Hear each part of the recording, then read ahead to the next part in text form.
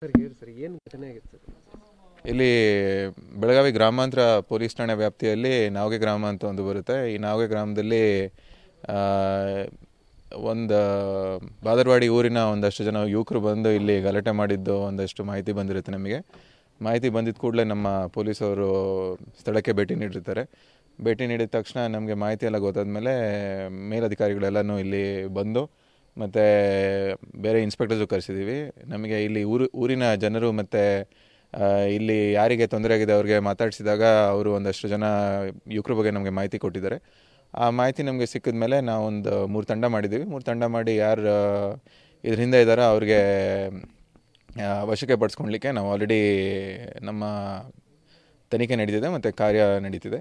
So ಈ ನಿಟ್ಟಲ್ಲಿ ನಮ್ಮದು ಆಗುತ್ತೆ. ಮುಂದಿನ ಈ ಹುಡುಗರು ಸಿಕ್ಕಿದ ಮೇಲೆ ಯಾವ ಕಾರಣಕ್ಕಾಗಿದೆ ಏನು ಅಂತ ಹೇಳಿ ನಮಗೆ ಸ್ಪಷ್ಟನೆ ಸಿಕ್ಕಿದ ಮೇಲೆ ನಾವು ತನಿಖೆ ಮುಂದುವರಿಸ್ತೀವಿ. ಏನು ಮನೆ ಮೇಲೆಲ್ಲ ಅಟ್ಯಾಕ್ ಮಾಡಿದ್ದಾರೆ ಸರ್? ನಾನು ಸ್ಪಾಟಿಗೆ ಬಂದು ನೋಡಿದಾಗ ಒಂದು ಮನೆಗೆ ಹೋಗಿದ್ದೆ. ಅಲ್ಲಿ ಮನೆ ಮೇಲೆ ಒಂದು ಸ್ವಲ್ಪ ಕಲ್ತೂರಾಟ ಆಗಿದೆ.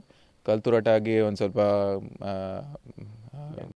Car garage network great, claim cover great, price wait वाह प्राइस भी great. Tata AIG car insurance, trusted नाम, फैंटास्टिक नाम. ಕನ್ನಡಿ ಮನೆದು ಮಿರರ್ಸ್ ಮತ್ತು ವಿಂಡೋಸ್ದು ಸ್ವಲ್ಪ ಡ್ಯಾಮೇಜ್ ಆಗಿದೆ.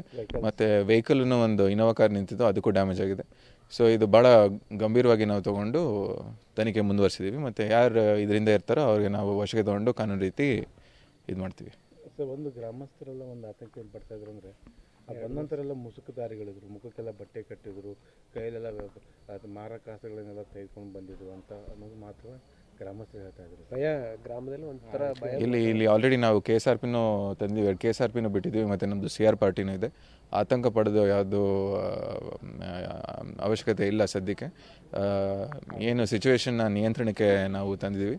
ಮತ್ತು ಅದೇ ರೀತಿ ಗ್ರಾಮಸ್ಥರು ಏನು ಹೇಳಿದಾರೋ ಅದ್ರ ಬಗ್ಗೆನೂ ನಾವು ಪ್ರಕರಣನ ದಾಖಲು ಮಾಡ್ಕೊತಿದ್ದೀವಿ. ದಾಖಲು ಮಾಡಿಕೊಂಡು ಮುಂದಿನ ತನಿಖೆ ಮಾಡ್ತೀವಿ. ನಮ್ಮದು ಏನೇನು ಫೋರ್ಸ್ ಡಿಪ್ಲಾಯ್ಮೆಂಟ್ ಆಗಬೇಕು ಆಗಿದೆ ಇಲ್ಲಿ.